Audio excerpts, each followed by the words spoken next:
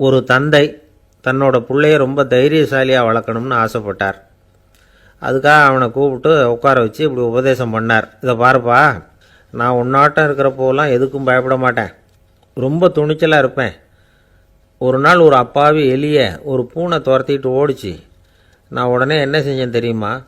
அந்த பூனையை பிடிச்சேன், அது வாலில் ஒரு பட்டாசு சரத்தை கட்டினேன், கொளுத்தி விட்டேன், படபடன்னு வெடிக்க ஆரம்பிச்சுட்டுது. அது துள்ளிக்கிட்டு அங்கேயும் இங்கேயும் ஓடி இருக்கு பாரு ஓட்டம், ரொம்ப தமாஷு அப்படின்னார் அப்பா. இப்படி சொல்லிவிட்டு பையனை பார்த்து, இதை கேட்குறதுக்கு உனக்கும் துணிச்சல் வருதா, நான் என்னுடைய செயலை நீ கேட்குறப்போ உனக்கு துணிச்சல் வருதா அப்படின்னு கேட்டார். வருதுன்னா பையன்.